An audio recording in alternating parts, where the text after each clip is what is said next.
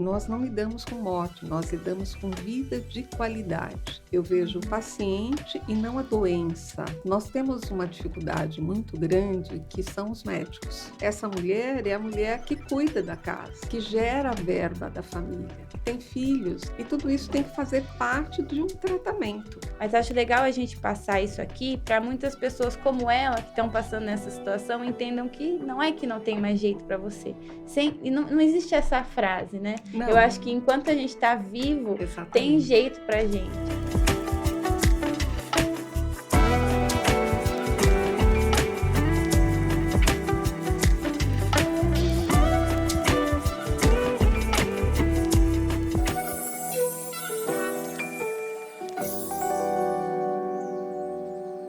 Olá, meu nome é Larissa Venezian. Eu sou a Mariana Mingotti. E esse é o Pod de Mama.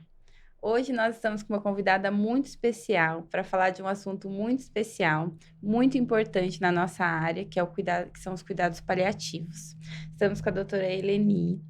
Ela é médica paliativista, trabalha também com terapia intensiva, é responsável pelos alunos também, né, pela educação médica, responsável pela equipe de cuidados paliativos do Complexo Hospitalar de São Caetano do Sul, médica intensivista do Hospital Cruz Azul e também faz parte da diretoria de ensino do Hospital Municipal Inácio Proença. Bom, a gente tá aqui com a Mari, minha parceira, e a gente vai começar te agradecendo muito pelo seu tempo, por ter vindo aqui. Eleni, muito obrigada. E vamos começar com uma pergunta muito importante e básica, né? O que são os cuidados paliativos? Obrigada, Larissa, Mari. Eu que agradeço pela oportunidade de falar de uma coisa tão importante quanto cuidados paliativos.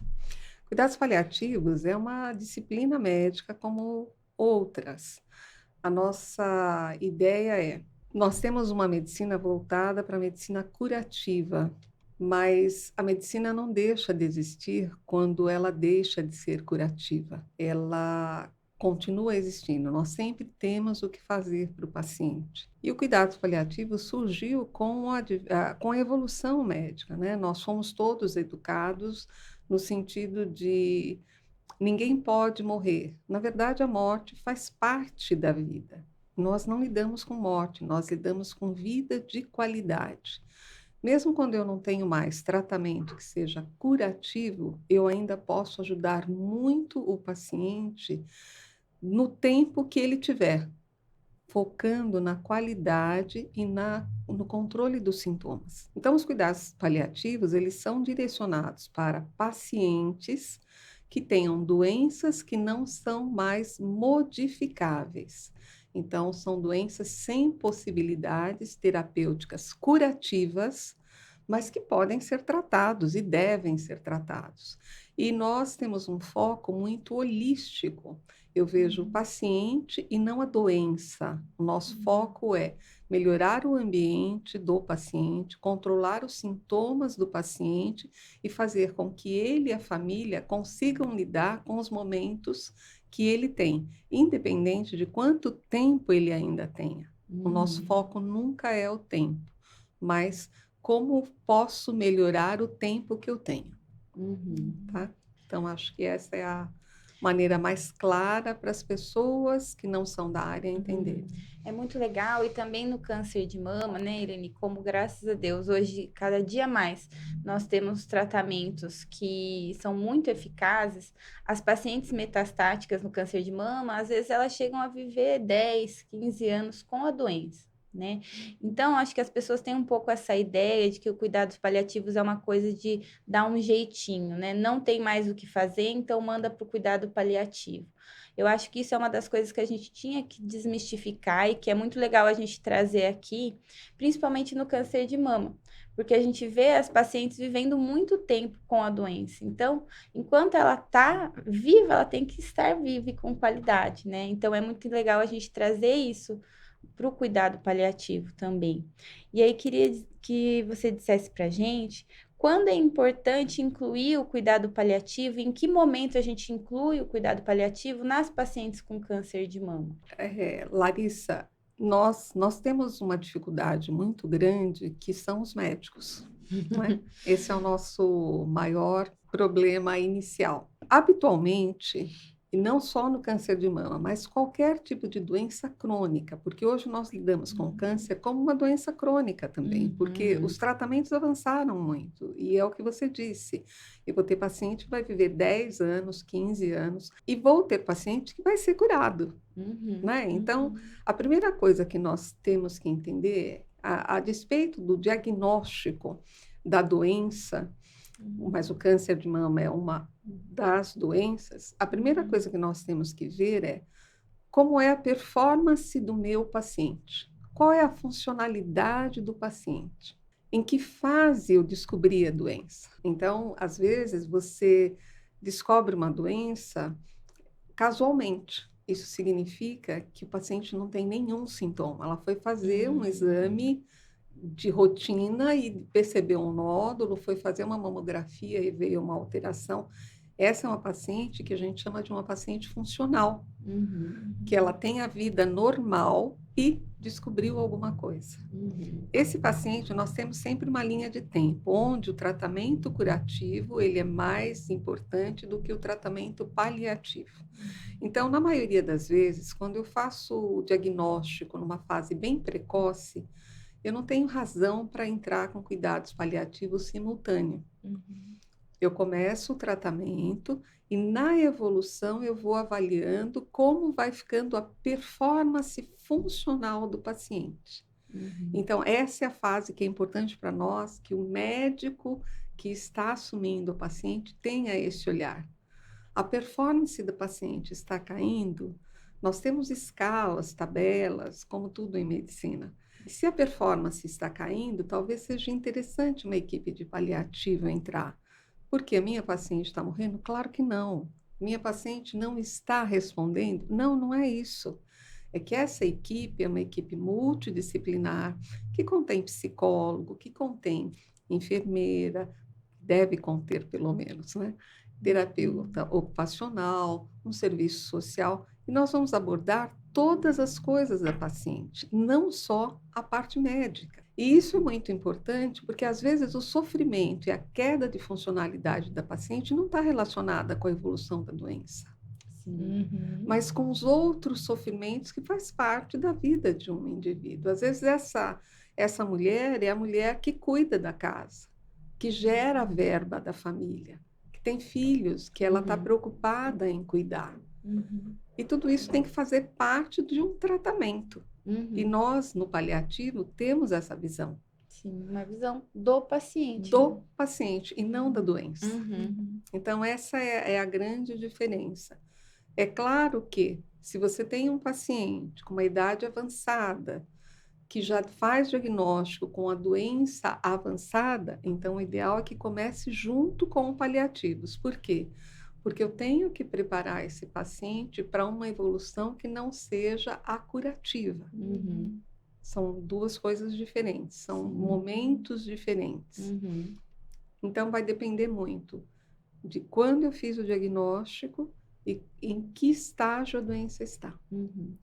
E também, né, doutora, quando a gente abre faz o diagnóstico já com a paciente metastática, e vai se iniciar o tratamento com quimioterapia, hormonioterapia e tudo mais, é interessante daí já sempre associar o cuidado paliativo. Sim, principalmente porque, às vezes, o próprio médico tem a ideia de que no momento em que a equipe de paliativo entra, o paciente vai perder a esperança no tratamento, o tratamento vai ser interrompido, a família vai achar que não vai mais tratar. E, na verdade, não é isso. Pacientes paliativos, eles podem fazer quimioterapia, radioterapia. A única coisa é, esse tratamento traz benefício para o meu paciente? Traz. Então, nós vamos fazer. Porque o cuidados paliativos, ele não é uma coisa assim, tira tudo, Não, né? não. E vamos fazer Chega, acabou. acabou para você. Sim. Vamos fazer um remedinho aqui para dor, vamos fazer uma Não, sedação, não. porque eu acho que as pessoas às vezes têm essa impressão, Exatamente. As têm essa pessoas. visão, Exatamente. né? E eu acho que é legal a gente trazer isso de que não é isso, que o Não. cuidados paliativos ele vem junto. A gente tem pacientes fazendo quimioterapia e que estão junto acompanhando cuidados paliativos. E é isso, doutora. A dificuldade também é a gente colocar isso para o paciente. Semana passada mesmo teve uma paciente nossa que ela é metastática e ela progrediu doença. E mesmo ela sendo metastática, a gente estava programando fazer a reconstrução de mama dela. E Ela é uma pessoa. ela é uma Isso pessoa. é importante para É, ela? Então dá pra você ver. exatamente. E aí a gente estava programando para ela, até legal a gente desmistificar isso também, porque se a paciente está com a doença estável, ela está bem, ela foi liberada pelo oncologista, ela foi liberada pelo cuidados paliativos. Mas infelizmente ela teve uma progressão de doença e eu tive que ter essa conversa com ela, explicando que a gente ia ter que passar mais para frente, ia ter que repensar o tipo de reconstrução que a gente ia fazer para ela, diminuindo o tempo cirúrgico, tal. E ela falou isso: doutora, eu já tô no cuidados paliativos. Você vem e me fala que eu não posso fazer a reconstrução. Honestamente, eu tenho a impressão que não tem mais jeito para mim. Eu acho que... E aí eu conversei bastante com ela e tentei explicar, tirar, desmistificar isso. Mas acho legal a gente passar isso aqui para muitas pessoas como ela, que estão passando nessa situação, entendam que não é que não tem mais jeito para você. E não existe essa frase, né? Não. Eu acho que enquanto a gente está vivo, tem Exatamente. jeito para gente. E a gente precisa... Às vezes o jeito não é o que eu gostaria, Uhum. mas eu tenho que fazer. Então, eu te cortei, desculpa, mas é que isso é uma coisa muito importante. Uhum. Não necessariamente o que eu tinha planejado vai acontecer, mas eu posso ver o que nós conseguimos fazer que seja proporcional para você. Uhum. Na verdade, tratamento paliativo é isso, é proporcionalidade. É proporcional para uma paciente que está com a doença evoluindo, que a doença não está estacionada, fazer uma cirurgia? Quais são os riscos dessa cirurgia para ela nesse momento? Eu vou conseguir fazer um implante de maneira satisfatória? Se eu não vou conseguir, eu tenho que sentar e conversar com ela e explicar: olha, agora a nossa alternativa é essa. Uhum. Por quê? Porque está acontecendo isso. Quer dizer, nós lidamos com verdade e com proporcionalidade. Quais são os riscos Uhum. para Sim. você? Então, foi tudo isso que eu conversei com ela, a gente ficou 1 hora conversando, ela entendeu, no final é frustrante, porque ela estava preparada para operar e tudo mais, mas infelizmente não era o momento, que eu falei para ela: não estou desistindo de você, você não tem que entender dessa maneira, a gente vai fazer a cirurgia, mas primeiro eu preciso tratar do mais importante, eu estaria fazendo errado com você aqui se eu te operar, então eu não vou fazer isso, eu tenho que cuidar de você. Você é minha paciente, não é sua mama. Não é só porque eu sou mastologista que eu vou lá, vou fazer o corte e costura e acabou. Não, você é uma pessoa, eu preciso cuidar de você. Eu não vou estar sendo honesta. Eu sou a pessoa que mais amo reconstrução de mama, mas eu não vou estar fazendo o tratamento certo, não vou estar sendo honesta com você se eu fizer esse tratamento agora. E aí, depois de muita conversa, ela entendeu e foi embora feliz, falando: eu vou passar o Natal feliz, porque eu tô viva. Então, é isso. Eu acho que a visão do paciente, quando ele também encontra a doença avançada, ela vai mudando muito para a vida. Vai. E esse é o nosso papel. É você conseguir fazer com que a pessoa crie novos valores. Uhum. Porque, assim, a vida ela é cheia de obstáculos. Isso faz parte, né, do nosso dia a dia, faz parte do nosso crescimento. Infelizmente, algumas pessoas adoecem. Uhum. Infelizmente, algumas doenças são incuráveis. Mas enquanto você está aqui e acredita na vida, você consegue criar novos valores. Uhum. E aproveitar o que está ao seu lado. Eu acho que o problema maior é que todo mundo é muito focado na doença. E eu acho que quando vem a metástase, né, é a paciente aprender a viver com a doença e entender que existe vida com a doença. Eu seguia, agora infelizmente ela faleceu, mas a Ana Michele era uma paciente que eu seguia nas redes sociais, eu li até um livro dela, e ela viveu 11 anos com câncer de mama. E ela falava isso: mostrava a vida dela, que às vezes você tem que parar a sua vida para fazer ciclos de quimioterapia, mas no intervalo ela ia, viajava, vivia, escreveu muitos livros, ajudou muitas pessoas, então ela ressignificou daquela forma. É você aceitar, né, que agora essa é a condição da sua vida, acho que é a primeira coisa, a aceitação, e aprender como lidar com isso, né, Isso, doutora? mas para que a aceitação do paciente aconteça, é muito importante que o médico tenha aceitação, que a família tenha aceitação, todas as pessoas que estão envolvidas. Que a senhora vê que é muito difícil o médico Isso, aceitar, né? o médico tem muita dificuldade de lidar. E acaba depois, desculpa até te interromper, Não, mas acaba encaminhando o paciente para vocês tardio, né? isso. E aí o paciente chega para a gente já muito tardiamente, nós temos que correr muito atrás, e a família também, porque uma coisa é você ter expectativas, e nós temos que acreditar. Quem não acredita, não cuida, né? É uma coisa simples. Agora, você criar falsas expectativas é uma coisa complicada, e aí a coisa não acontece, né? Então, é muito importante esse trabalho conjunto. O que já foi dito? O que você sabe da doença? Hoje em dia, principalmente com as redes sociais, é muito difícil você conversar, porque o paciente às vezes chega para você, já leu tudo e não entendeu grande parte das coisas e questiona muito. E não é o questionar, mas é que o próprio paciente não para te ouvir. E aí você tem que conquistá-lo primeiro, para que ele comece a te ouvir, para que aí sim você consiga fazer um trabalho. E o médico, na maioria das vezes, não tem esse tempo, Sim. que também fica muito difícil. É, principalmente no Sistema Único de Saúde, né? Nós sabemos que 80% das nossas pacientes são tratadas no Sim. SUS e a gente vive essas dificuldades, né? Em todos os quesitos, mas nessa questão de conseguir mesmo ter esse tempo para. É muito importante, né? Sem o tempo, você não faz nenhum trabalho. Porque acho que um dos maiores problemas que nós temos é não ter tempo para ouvir. E ouvir não é só deixar alguém falar enquanto você faz outra coisa. É ouvir realmente a outra pessoa, né? Para que ela também aprenda a te ouvir. E a gente trabalha com uma restrição muito grande com isso. Além do que, você está lidando com uma pessoa que está em sofrimento. Ela tem uma doença ameaçadora de vida. Essa é a definição, né? Então, os cuidados paliativos estão aqui por quê? Porque eu tenho uma doença que ameaça a minha vida. Eu tenho que ser rápido. Eu tenho que entender rápido, eu tenho que fazer rápido. Se eu já cheguei aqui, porque não tenho mais nada a fazer.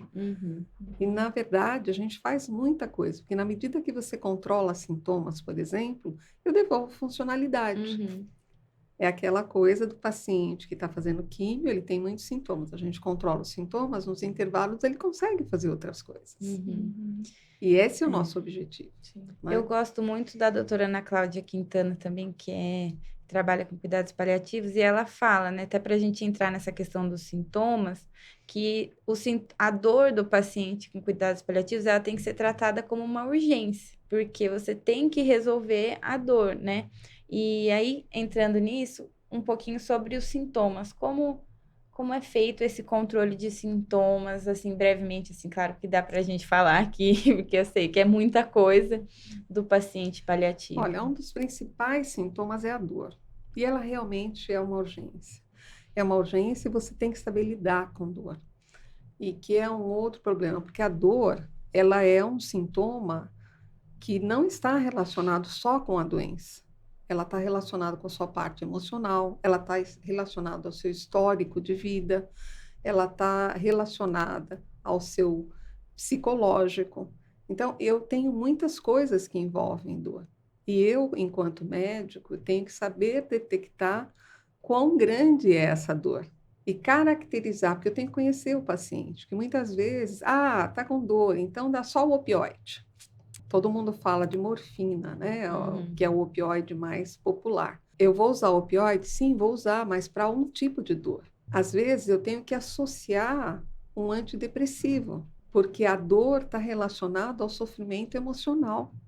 A mulher que faz uma mastectomia, por exemplo, ela se sente mutilada. Eu não posso esquecer isso. Não é só a dor de um corte. Como está o psique? Eu preciso dar um acompanhamento para ela. Será que eu preciso, além da psicologia, associar um antidepressivo para ela? Eu tenho que avaliar.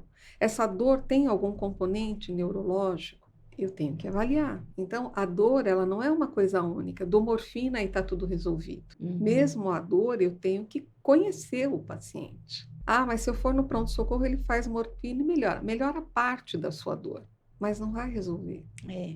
O câncer, invariavelmente, ele vai gerar dor e sofrimento. Isso. E a paciente com câncer de mama, ela vem com uma carga muito grande, porque você vai mexer na mama, que é um órgão feminino, que é uma coisa, um sinal da feminilidade da mulher, da É uma maternidade. caracterização da mulher, né?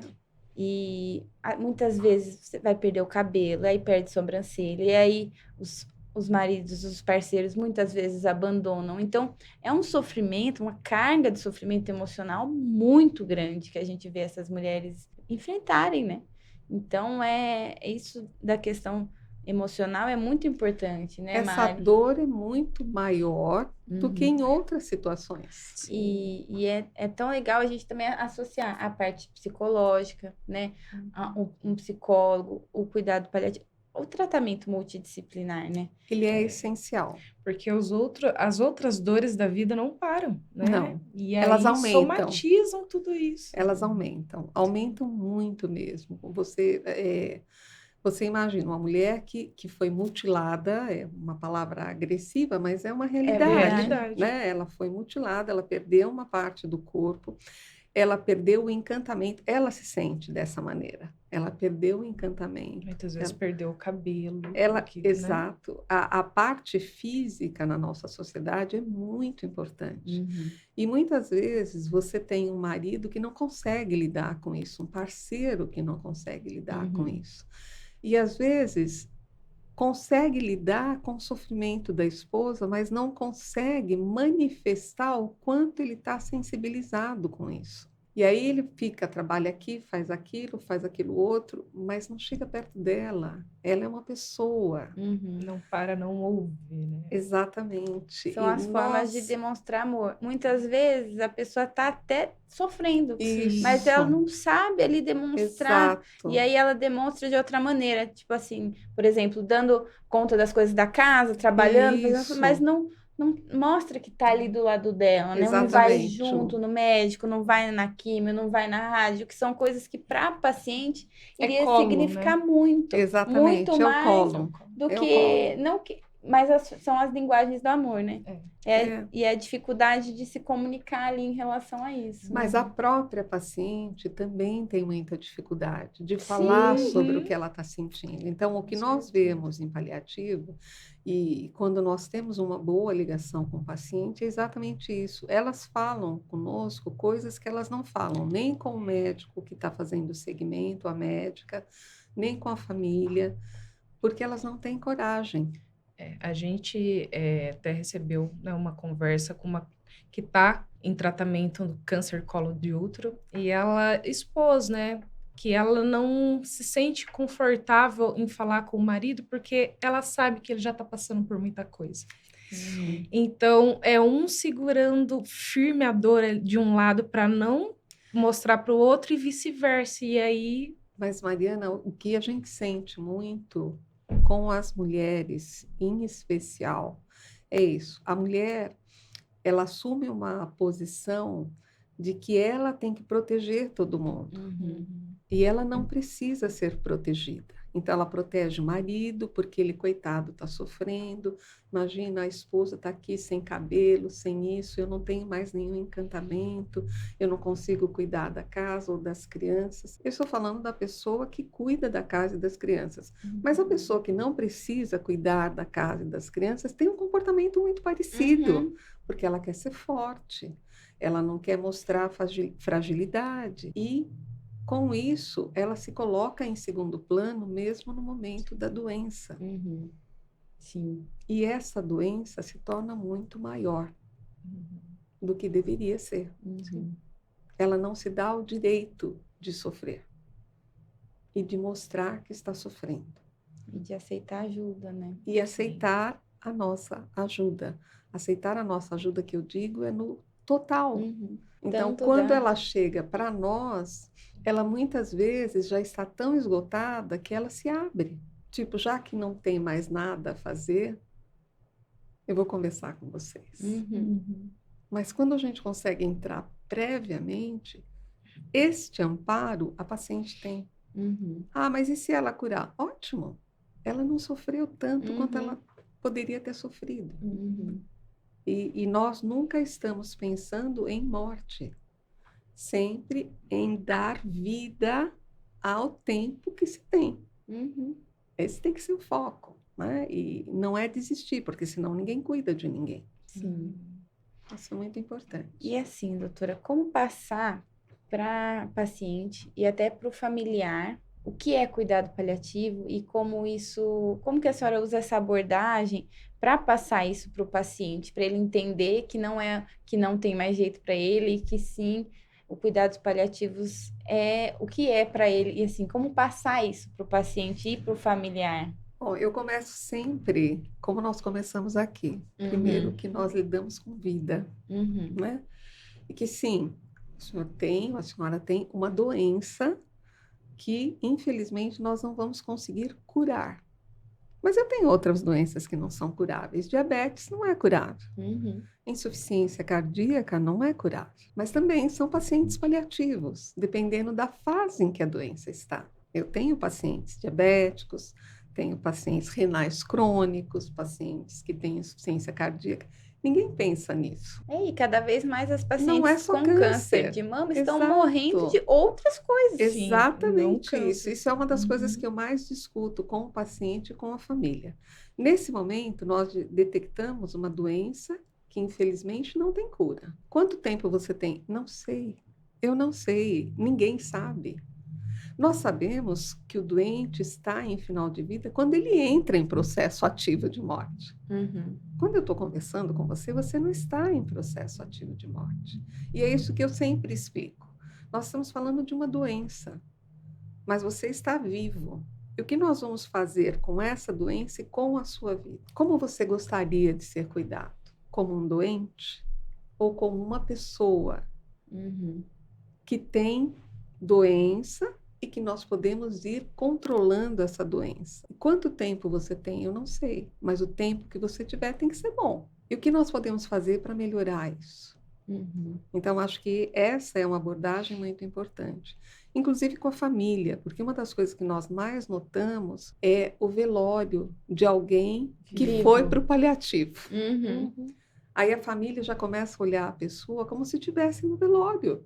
Isso é difícil. Qual é o sentido disso? Eu, inclusive, costumo usar essa expressão. Nós não estamos num velório. A pessoa está aqui. O que ela gostava de conversar? Continua gostando. Essa pessoa não mudou. E é isso que a gente tenta passar também para o paciente. Você continua sendo a mesma pessoa. E assim, doutora, às vezes os familiares até se afastam um pouco do paciente porque não sabe como lidar. Isso, porque a carga é muito pesada e eles acham que é pesada demais para eles e não para o paciente. Não que eles não achem que para o paciente não é pesado, mas é que eles não se sentem capazes. E, na verdade, o que a gente tenta mostrar é todo mundo é capaz de qualquer coisa, desde que consiga entender que é capaz e que entenda que o outro é muito importante. Quando você se volta só para você, aí a sua força fica muito mais fraca. Eu não posso, eu estou sofrendo muito por ele. Sim, eu entendo, mas ele também está sofrendo. Só que você está sadio, ele não. Então é melhor diminuir a dor dele. Não é? Essas coisas nós temos que trazer também para a responsabilidade. Não é porque eu estou sofrendo por você que eu vou virar as costas para não te ver sofrer. É o que eu posso fazer para te ajudar a não sofrer, porque eu estou sofrendo muito por você e eu não quero que você sofra. Então você muda esse olhar. E mais uma vez entra o trabalho multidisciplinar com a família novamente. Exatamente. Exatamente isso. Então, no cuidados paliativos, essa ideia de que você só pode trabalhar em equipe, ela é muito importante. às vezes, a família está sofrendo demais. Está sofrendo até pelo cuidado, porque quando eu falo de uma doença muito. Nós estamos falando de pessoas com doenças graves, mas que ainda são funcionais. Mas tem um momento em que essa pessoa deixa de ser funcional. Quando nós falamos em funcionalidade, nós falamos em pessoas que não conseguem andar, ou que não conseguem levantar-se sozinho de uma cadeira ou de uma cama, que não conseguem levar a colher à boca para se alimentar, que não conseguem se vestir, que tomam banho sentados. Isso é muito difícil. Eu vejo assim, né? Eu trabalho também no serviço do SUS, que esse momento é muito difícil para a família, porque a muito. família não sabe o que fazer. Se leva para o hospital, às vezes o hospital dá alta e fica em casa. E o familiar, como ajudar esses familiares a lidar com essa situação em casa, né, doutora? E como é a casa? Tem isso também, Uhum. não é? Porque é muito fácil você falar, vamos colocar uma cama hospitalar. Você tem situações em que a casa não comporta uma cama hospitalar, porque a casa é um quarto. E aí? Uhum. Como que eu vou puxar um paciente que está acamado? Esse familiar, ele se desgasta, ele adoece. E o familiar não sabe em que momento levar o paciente para o hospital. Mas o hospital também nem sempre pode acolher esse paciente. Exatamente. Porque nós temos que lembrar que nós vivemos num mundo, não é só o nosso país, porque nós somos um país pobre, mas qualquer país. O número de vagas hospitalares não dá para todas as pessoas. E no hospital você tem que ter pessoas que dependam do cuidado hospitalar, de condições que só tenha dentro do hospital. Esses pacientes não precisam, eles podem ser cuidados em casa. Sim. O problema é que no nosso país em especial, a gente não tem um suporte domiciliar adequado. Esse ano foi foi implementado a lei, na verdade, a política de cuidados paliativos, em maio que saiu. Isso vai ser muito bom se a gente conseguir implementar, porque você vai dar um suporte familiar com uma equipe multidisciplinar para que te dê uma assistência até para ensinar a cuidar. Quando você tem uma terapeuta ocupacional que te ensina a mobilizar o paciente, facilita a sua vida. Com certeza. Você tem uma enfermeira que vai te ajudar a fazer o curativo e vai te ensinar a fazer o curativo. Você tem um médico que passa na casa do paciente para ajudar a controlar os sintomas. É essencial, até porque a gente vê no câncer de mama tem muita metástase óssea, né? Tem muitos pacientes com fratura óssea. Isso. E como que você mobiliza o paciente? Exatamente. Como que explica para o familiar como faz isso? Exatamente. E é diferente você ensinar dentro do hospital como você tem recursos. Né? Como, puxa, a simples orientação de ensinar a família, colocar um lençol horizontal e cada um ficar de um lado para puxar o paciente para cima e para baixo, Já faz muda muita completamente. diferença. E pode ter isso em casa? Pode. Só que a gente tem que entender que nós temos que ensinar isso. Por isso, a necessidade multidisciplinar. Né? O fisioterapeuta, ele faz algumas coisas que só ele pode fazer, mas muitas coisas podem ser feitas pela família. E se eu tenho um fisioterapeuta para ensinar, vai facilitar para o paciente. À medida que o paciente é bem cuidado, ele fica mais tranquilo. E a família também. Sem dúvida. Porque todos veem resultado naquilo que está sendo feito. O ideal seria que a gente tivesse, né? Lá onde eu fiz residência de ginecologia, em São José do Rio Preto, tinha uma enfermaria de cuidados paliativos. E era muito legal, assim. Mas a gente vê que não é possível, não tem... Desculpa, Larissa, quantos leitos tinha essa enfermaria? Não, e não tinha muitos leitos. Esse é o ponto. Então, assim, é ótimo, mas, assim, não tem como você acolher todas as pessoas que estão em cuidados paliativos. Então, eu acho que essa questão domiciliar é sensacional, né? Eu acredito sim. Primeiro porque você tem uma condição onde o paciente, mesmo que ele esteja no hospital, digamos, eu tenho 10 leitos de cuidados paliativos. Eu acho que era isso, mas não me lembro. Que a média, mais ou menos, é essa. Tenho 10 leitos. Quantos pacientes eu teria para colocar lá? Mais de 10, com certeza, uns 30, 40 Uhum. sintomáticos, né? Uhum. Porque nas enfermarias nós só colocamos os pacientes sintomáticos. Uhum. Esses pacientes não podem ficar lá para sempre, porque Uhum. ninguém nasceu para ficar no hospital. E eu também tenho que convencer a família disso, porque a família vê o paciente no hospital e fala: ah, não, aquele está melhor. Ele não está Uhum. melhor, ele não está na casa dele. Tem pacientes.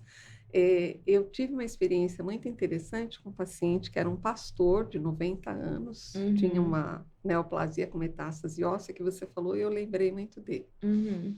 E ele tinha um orquidário. Não. O sonho dele era voltar para casa para ver as orquídeas. Faz diferença? Claro que faz. Eu não sei quanto tempo ele tem. Nós fizemos uma alta ajeitada para ele ir para casa ver as orquídeas e depois ele voltou. Mas isso, a família perde essa noção Uhum. de valor. Eu tenho cachorro. Se eu tivesse em fase final, eu queria estar com eles, não no hospital. Uhum. Eles não podem ir para o hospital. Então, essa coisa de você lidar com os desejos do paciente, os desejos da família, eu acho que a nossa política nacional, se ela for implementada como ela está prevista, vai ajudar muito, Uhum. porque nós vamos conseguir ajudar a família e o paciente. Uhum. Agora, nós ainda temos alguns intercalços no nosso país, né, que a gente chama de mistanásia, quando o paciente acaba perdendo um grande tempo no seu diagnóstico, no seu início de tratamento, porque o sistema não funciona. Sim. Então, a gente ainda precisa corrigir isso. Mas eu acho que a política nacional depois vai ajudar muito para a gente. A minha mãe pegou uma parte de cuidados paliativos e não com essa sensibilidade. Até porque ela estava bem no finalzinho mesmo da vida, mas o único tratamento que eu tive a oportunidade de ver ela no paliativo foi com opioides. Só administrando a dor. E nem isso. Então, ver a imensidade que é o cuidados paliativos da realidade que eu tive contato com a realidade que você está me mostrando é assim. Uhum. Às vezes existem os mitos que nós estávamos falando anteriormente, exatamente por isso, porque o cuidado paliativo às vezes é chamado de cuidado paliativo sem ser. E você tem que ter muita visão. O cuidado paliativo não é só o opioide. O opioide é uma grande arma que nós temos para ajudar a conter o sofrimento, mas você tem que saber manusear. E a dor, principalmente, ela não é só baseada em opioide. E tem uma outra coisa que é, mas se for paliativo, então vocês vão sedar e ele vai ficar assim até acabar.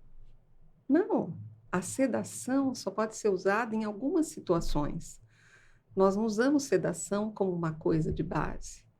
Deixar um paciente dormindo fora da vida dele, qual é o sentido disso? Se ele tiver sem dor, ele vai ter vida. Se ele tiver sem sentir fraqueza ou melhorar a sensação de fraqueza, que são coisas comuns, ele vai ter uma vida melhor. Ele está sem apetite. Esse é um outro problema que todo mundo fala. Quem está no paliativo no final de vida para de comer e morre de fome. Uhum. Não existe isso. Isso é muito legal, doutora, falar em que momento sedar o paciente, como cuidar do paciente também nesse momento final. Eu mesmo tive essa experiência, infelizmente, com a minha avó, quando ela estava no finalzinho da vida, ela tinha 90 anos, estava internada, e a minha mãe me ligou um dia, falou que o médico ia tirar todas as medicações dela, e ia sedar ela, porque ela tinha que entender o que é o amor verdadeiro, e que nesse momento era fazer isso que era o melhor para ela, senão ela ia ter que ir de alta para casa. Eu lembro que eu estava na marginal, eu virei o carro e voltei. Eu falei, não, minha avó estava conversando. Ela é assim, ela é assim, ela é demenciada, mas ela estava falando. Eu cheguei lá, minha vozinha assim, com os olhinhos abertos. E eu assim, mãe, isso não tem sentido, isso não é cuidados paliativos. Ele queria tirar todos os anticoagulantes, ela assim, com trombose, tirar remédio para pressão, tirar tudo, tirar a sonda e sedar ela. Eu falei, não, isso aí, infelizmente, a gente pode chamar assim, de um assassinato, qualquer outra coisa, mas não cuidados paliativos. Eu falei, eu conversei com o médico, falei, olha, sei um pouco sobre cuidados paliativos e pela minha visão, o que eu sei é que a gente tem que manter o que a paciente tá usando e dar conforto para essa paciente, né? E a minha avó tá bem, não tem necessidade de você sedar. E eu acho que também por uma questão daquela coisa de leito e tudo mais, ele falou, então ela vai de alta. Eu falei, Tudo sim. bem. E ela tinha cama hospitalar em casa, tudo. E ela acabou não indo de alta, porque ela não estava bem mesmo, assim, em pouco tempo ela evoluiu, mas a gente contratou outro médico, né, particular, para ir cuidar dela, e ela morreu em paz, com morfina, nem sedação ela não Não precisou, precisa, exatamente. e sem dor, e Isso, teve uma passagem tranquila, morreu dormindo de mão dada com meu tio. Então, assim, perfeito. eu acho que é isso. Então, Então, isso, até os profissionais de saúde mesmo, a gente, até também por conta dessas questões de enfermaria e tudo mais, tem essa, às vezes, dificuldade de saber e de lidar com cuidado nós, paliativo. infelizmente, nós ainda não temos os hospitais todos com uma equipe de cuidados paliativos que possa Uhum, ajudar. E às vezes até a equipe também, eu, por exemplo, a minha equipe no complexo hospitalar, ela é composta por uma médica e uma enfermeira, que também é paliativista. Só que eu consegui agregar serviço social, fisioterapeuta, o ATO, fono, porque eu fui me relacionando e as pessoas que têm afins, mais afinidade com cuidados paliativos, hoje a gente tem uma equipe grande porque elas uhum, dedicam um tempo do horário delas para nós. Mas é muito importante isso. Paliativo é tratamento proporcional. Muitas vezes, Larissa, nós suspendemos, sim. Não uhum, adianta você dar um, uma estatina para uma paciente de 100 anos, porque a estatina, o efeito dela é cumulativo ao longo dos anos, ela não vai uhum, viver para isso. Às vezes, o anticoagulante deve ser suspenso ou trocado, porque o risco de sangramento é muito alto para aquele paciente. uhum, Então, nós vamos sempre fazer o que é proporcional. uhum, Muitos pacientes estão tomando 500 complexos vitamínicos porque são idosos, mas uhum. isso não está fazendo nenhuma diferença na vida dele. Sim. Então, nós vamos focar naquilo que faz diferença para o paciente. Nunca temos como foco a sedação. Uhum, Eu tenho situações específicas onde o paciente está sofrendo demais e ele quer dormir. Aí nós vamos respeitar a vontade dele, ainda assim, uhum, uma sedação muito leve. Às vezes a gente faz uma sedação só à noite, para ele ter uhum, conforto, no dia seguinte ele está bem. Então, tudo vai depender de quem é o paciente. uhum, E nunca você chegar e falar, bom, se vocês. Então eu vou dar alta. Não existe isso. uhum, Eu vou dar alta se o paciente não precisa ficar no hospital. uhum, E o que ele pode fazer em casa vai ser adequado para ele. uhum. Tudo bem? E a sonda, doutora? A gente sempre. Sonda é um grande problema para nós. Uhum. É, é, o paciente, agora nós já estamos falando num paciente em Em terminalidade. terminalidade. Então, é muito importante diferenciar. Cuidados paliativos, eu tenho várias fases. Eu Uhum. tenho a fase de diagnóstico e tratamento. Esse é um paciente que tem um prognóstico melhor. Eu tenho a fase onde a doença está muito avançada, ele começa a entrar no declínio da linha de vida, e eu tenho a fase de final de vida com estado de morte ativo. É muito importante ter essa diferenciação. Por quê? O paciente, quando ele entra já em final de vida, ele vai perdendo o apetite. E Uhum. assim, as explicações são simples. Ele não faz nenhuma atividade, ele está na cama.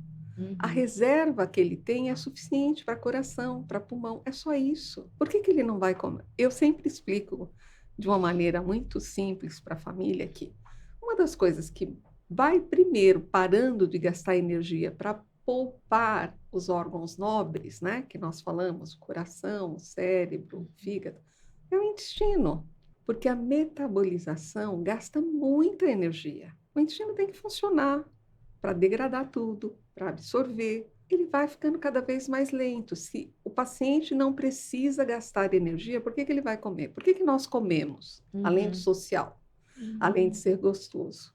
Comer é um prazer, mas nós comemos porque nós gastamos.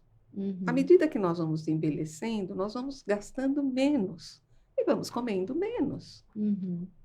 É esperado. Quando alguém não come mais naturalmente e eu passo uma sonda, eu posso dar um aporte que ele não tem condições de absorver.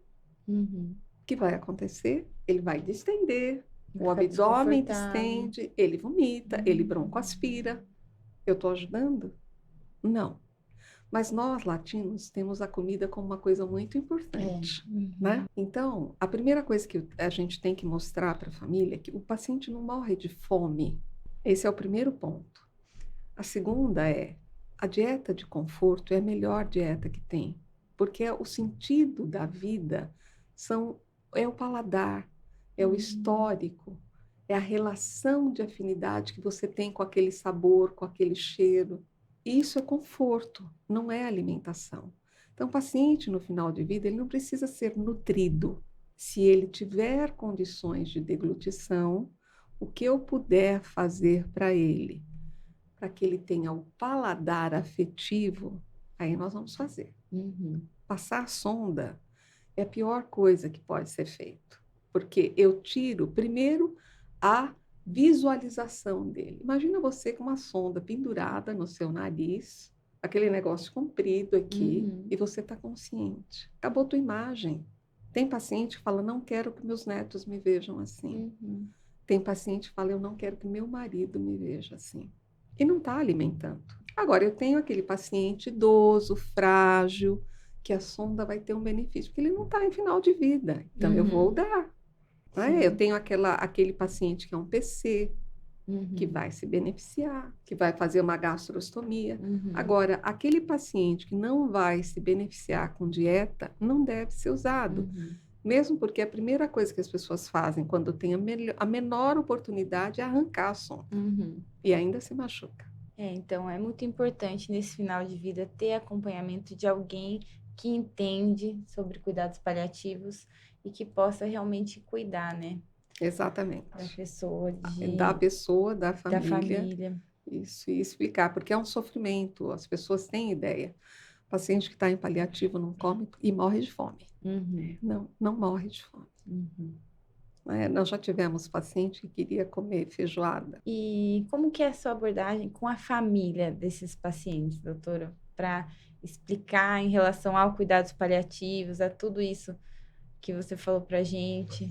Normalmente, você não faz uma abordagem única, né? Então, Quando a gente tem chance, a gente faz mais de uma vez. O tempo mínimo de conversa é de 1 hora. Só conversa. E às vezes passa de 1 hora. Então, eu tenho que ouvir. A primeira coisa que a gente costuma fazer quando vai fazer uma reunião é não falar, é só ouvir. Ouvir quem é o paciente para aquela família. É muito importante você parar e ouvir as pessoas. Me conte como é a Dona Maria. Como ela era antes de tirar a mama? Como foi para ela receber a notícia? Ela é vaidosa, não é vaidosa? O que ela fazia com vocês? Às vezes os filhos vêm para contar. Minha mãe era brava, minha mãe não, era super tranquila. Ela me criou sozinha. Ela e meu pai são muito unidos. E todas essas informações te permite conversar com a família depois. Então, a primeira coisa é a família entender que você quer conhecer o paciente, a abordagem que a família pode dar, a estrutura que a família tem e quais são os vínculos. Quando você conhece isso, você consegue falar da doença e ser ouvido. Mas antes disso, não. Fala, Mariana. Ela falou até Dona Maria, que é o nome da mãe dela. Ai, desculpa. Não, parece que você está contando, falando para ela isso. Exatamente. Me excedi aqui, mas exatamente. Não, abordagem linda, né? Que acho que todos os pacientes precisam. Né? Que precisam. Né? Acho que é isso que faltava, né? Eu acho que a gente, na área médica, tem muito a visão da doença. Eu não conheço o doente. Eu conheço a doença. E essa doença, neste doente, tem um significado. Eu acho muito lindo isso que a senhora está falando. Eu penso muito assim, a Mari também, a gente tem muito essa questão da humanização, que é uma marca nossa, assim. E eu sempre pensei isso. A gente sempre falou até, quando a doença chega, ela encontra uma pessoa que tem uma história, que tem uma vida, que tem suas dores, e essa doença ela vai bater de uma forma diferente para cada um. Exatamente. E é muito lindo isso, porque para a família também. Exatamente. E saber como abordar isso é um dom, né? A gente sempre fala, né? Para você é um dia de trabalho, mas para o paciente é um dia Não, decisivo. é um dia decisivo. É, É um dia então, importante. A abordagem que você tem com o paciente, essa clareza, essa paciência de sentar e ouvir, que hoje praticamente ninguém tem, Exatamente. Desculpa. é essencial. Uhum. Muitas vezes o médico não está pronto. Quem está pronto é o paciente para aquela troca e o médico não está pronto. Exato. Até no TED Talks da Ana Cláudia Quintana, ela fala isso, né? Que ela fala de uma história, mostra uma foto de uma paciente bem idosinha, que está em cuidados paliativos, e mostra assim, ela colocou uma boina, ela se arrumou, ela sabe o que ela vai falar para o médico, ela sabe que eles têm ali 15 minutos para trocar, e muitas vezes o médico, será que o médico está pronto? Ela está pronta para aquela consulta, sabe? Muitas vezes o médico não está pronto para receber aquela paciente, para saber como abordar isso. Por isso que o cuidados paliativos é tão importante e precisa ser cada vez mais falado, né? Isso, mais divulgado. E as pessoas tirarem esse medo de que, se for por paliativo, então o oncologista nem vai ver mais. Não é verdade. O trabalho tem que ser conjunto. Você tem que estar em cima, junto. Tem um momento em que o oncologista vai sair, sim, porque ele não tem mais como cuidar da doença. Mas existe uma fase de transição. E nessa fase de transição, é muito importante essa passagem de bastão para o paciente. Né? Não só na oncologia, mas em todas as áreas. O cuidados paliativos surgiu por causa do paciente oncológico. Né? E aí a gente foi levando para as outras áreas. Mas é uma disciplina que pode e deve estar presente e que tem como foco o paciente. Acho que esse é o principal. É que a gente tem uma perspectiva muito técnica, né? A gente vai lendo, vai vendo artigos, vai vendo posts, e é tão técnico, e aí quando a gente se depara com um profissional que é inserido nisso, e que fala com tanto amor da profissão que desempenha, a gente tem um choque de realidade, né? Sai do técnico, e é isso que o paciente precisa. Paliativo também tem técnica, mas a parte maior é a humanização. A técnica entre vocês, agora para o paciente é a humanidade, não precisa de isso técnica. Que precisa. Exatamente. E cada paciente tem que ser tratado individualmente. Sempre. Sempre, até na medicina alopática. Nós temos que olhar, quer dizer, quando eu sempre falo da dor, porque a dor é um dos sintomas mais prevalentes. Você tem que saber o que é dor, tecnicamente. Saber questionar a dor para conseguir entender qual é a melhor medicação que você vai fazer para o paciente. Isso é técnico. Agora, o paciente tem que saber que eu estou preocupada com ele. Porque ele é a minha maior fonte de informação. Se ele não confiar em mim, ele não vai me contar as coisas certas, eu não vou conseguir tratar direito. Eu sou muito assim também. Eu sempre sou muito lerda nas minhas consultas, porque eu gosto também que você ouve. De conhecer o paciente, de saber quem é aquela pessoa que está com câncer, como isso está influenciando a vida dela, como é a relação dela com a família, como a família está... Tudo isso. Para a gente saber também quem a gente tem que pedir de ajuda, né? Para saber, então essa família eu preciso de uma psicóloga, essa família eu preciso disso, para você saber também como direcionar. Até, Larissa, eu vejo muito isso nem toda mulher que faz uma mastectomia, por exemplo, quer fazer uma plastia. Exatamente. Isso eu aprendi muito com uma paciente lá no SUS. Quando eu vi, ela estava falando assim para mim, pro meu amigo, doutorinho, fica tranquilo, eu não quero fazer. Isso. E a gente assim, mas a gente vai ter que tirar sua mão, porque a gente tinha feito uma cirurgia nela e a gente já tinha reconstruído e tinha ficado ótimo, só que veio com a margem comprometida, e aí assim, a gente ia ter que fazer a mastectomia, e naquele momento a gente não estava ainda reconstruindo naquele serviço. Ela, doutora, sabe o que eu quero? quero ficar com a minha neta. Exato. Eu quero pegar minha neta no colo, eu quero acabar com isso para resolver minha vida. Então, assim, aquela paciente, ela não precisava de uma reconstrução, de uma cirurgia Exatamente. que ia dar muito mais trabalho para ela no pós-operatório, muito mais dor, e Dor. não sei o quê. Ela queria mesmo a mastectomia e pronto. Quero resolver. E assim, e aí tava eu e o Dani, assim, do lado dela, e ela assim, doutorinho, ó, eu tô vendo que vocês estão querendo me ajudar, mas de verdade, eu não quero. Exatamente isso. Aí eu falei, não, então tá bom. Nós vamos fazer. A gente fez a cirurgia, ela falou, ó, fica tranquila que eu não vou me arrepender. Quando passou no pós-operatório, ela, doutora, era isso mesmo que eu queria. Fica tranquila. Fala pro doutor Daniel que ele pode ficar tranquilo também. Então, eu aprendi com ela que é isso, a gente não precisa reconstruir Exato. todo mundo. E aí eu entendi a palavra reconstrução de uma maneira mais ampla. A reconstrução dela é outra. Exatamente. Ela tá reconstruída, podendo ter de volta a saúde dela e cuidar da neta dela. Então, isso é reconstrução. Por isso, os valores do paciente são tão importantes. Porque Uhum. não necessariamente o que nós achamos que é melhor para ele é o melhor para ele. Uhum. Então, eu já tive uma experiência de uma paciente que queria fazer eutanásia. Aqui no nosso país não é possível. Foi conversado. Ela também não tinha recursos para sair do país para fazer, mas ela tinha muita dor. A gente conseguiu controlar a dor. Ela aceitou fazer uma amputação. Tá bom? Uhum. Porque ela ressignificou. Ela antes estava pensando em morrer.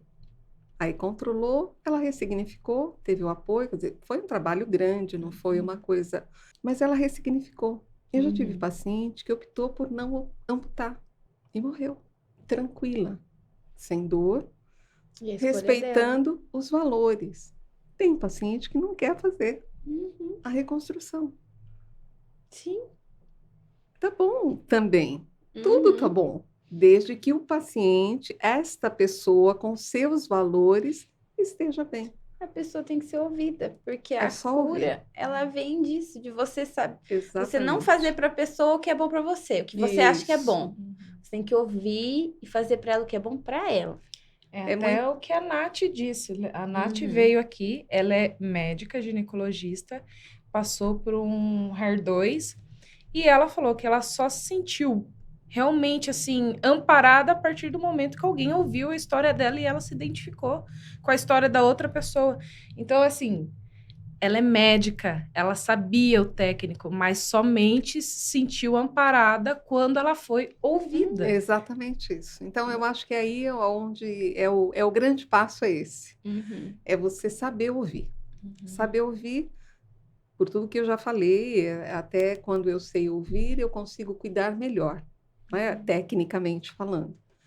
E é o que você falou. Eu estava preocupadíssima em fazer uma reconstrução. Uhum. E você viu que a melhor reconstrução para ela era não fazer a E reconstrução. foi muito legal esse dia, porque quando a gente se viu naquela situação, naquela cena, ela meio que confortando a gente, sabe assim, não tem problema, fica tranquilo, vamos fazer isso porque eu quero. Aí agora a gente tá fazendo as reconstruções tardias lá no SUS, a gente conseguiu. Ontem a gente fez uma paciente que tinha uma mastectomia, a gente reduziu a outra mama e rodou o dorsal. E para mim foi um dia muito especial. A filha dela, a hora que viu a foto, ela até chorou e me abraçou. E para mim, assim, foi um dia, uma vitória, porque a gente conseguiu colocar lá, né? Fazer o serviço de reconstrução de mama lá no nosso serviço para os nossos pacientes. A gente vai continuar e ver que a gente conseguiu devolver a anatomia para uma paciente. Que para ela aquilo era muito importante. Isso. Exatamente. Exatamente isso. Pessoas e pessoas. Exatamente isso. E para ela era muito importante. Quando ela passou comigo e a gente tava já com isso certo, que chegou nossa caixa de reconstrução e tudo mais, porque a gente não é que a gente reconstruía, todas as pacientes têm o direito de reconstruir, mas como o nosso serviço ainda era mais novo, a gente estava mandando para outros lugares para fazer reconstrução. E agora a gente está fazendo lá. E aí eu falei para ela, tinha passado um ano da radioterapia, e eu falei, vamos fazer a reconstrução? O olhinho dela até brilhou, veio até aqui. Porque assim, eu vi que ela tava se sentindo mutilada. Uma mama aqui e a outra sem nada. Você não tem nem como colocar uma roupa. Disfarçar. Esconder, disfarçar. Então, claro, que daí vem essa questão da ressignificação da imagem corporal agora. Exatamente. Porque não é uma mama, é um pedaço das costas que está na frente, que trouxe volume e tudo. Mas ela vai conseguir se ressignificar com uma questão anatômica, assim. Ela já está com a anatomia devolvida. E agora ela vai se ressignificar, se conhecer, se entender nesse novo corpo. Nesse novo corpo, exatamente. Então, é muito isso. É cada pessoa e a necessidade de cada um. Nossa, eu estou apaixonada por esse episódio. Já amei. Eu não tenho nada a declarar, gente. A gente só tem mesmo que agradecer. Nossa, a Lari foi extremamente assertiva, né? Pessoas boas sempre mandam pessoas boas, né? Sempre. Foi a Paty, que é uma pessoa que... Ontem a Paty estava comigo nessa cirurgia, ela chorava no final da cirurgia. Ah, que lindo. Ela é maravilhosa, ela incrível. chorava, ela me abraçava, ela, Lari, que coisa linda, estou tão feliz de ter participado disso. Ela é fantástica, eu amo ela. Ótimo. E aí ela me indicou você, que também é maravilhosa. Muito obrigada. Muito obrigada, assim, de todo o coração por ter trazido tanta informação pra gente. Eu acho que vai ser muito bom para muitas pessoas que assistirem. A gente quer fazer com que esse podcast chegue cada vez mais nas pessoas para trazer informação e a gente vai continuar cada vez mais trazendo profissionais e pessoas que passaram por isso para falar sobre câncer de mama. Eu estou muito contente de vocês terem me convidado e eu estou muito feliz de poder falar um pouco das coisas que eu acredito, porque você tem que acreditar no que você está fazendo, né? E eu acho que faz muita diferença para o paciente, para a família, para o serviço de saúde, inclusive, até em termos financeiros, não é? Cuidados paliativos também é uma questão econômica, né? E obrigada pela oportunidade. Adorei estar aqui com vocês. Eu, assim, suspeita, você nos deu uma aula que arrisco dizer que até curou uma partinha de mim lá de quando eu era paciente junto com a minha mãe, né, da parte oncológica que ela teve. Então, para mim foi essencial tudo aquilo que você passou. Eu nunca vi os cuidados paliativos da maneira como você esboçou e amei. Que bom, amei. Obrigada. A Paula. Já plantei uma sementinha. Sim, e muito. E que sementinha. A Paula da Serflor, falando em sementinha, ela eterniza flores em colares, pulseiras, e ela mandou esse mimo para você. Paula, muito obrigada, porque você acredita no nosso trabalho desde o início, sempre colocando esse voto de confiança no nosso trabalho. E não é só você que admira o que a gente está fazendo, a gente também admira muito o que você faz. E ela mandou esse mimo maravilhoso para você. Nossa. Muito obrigada, Paula. Eu posso abrir? Claro! Por favor.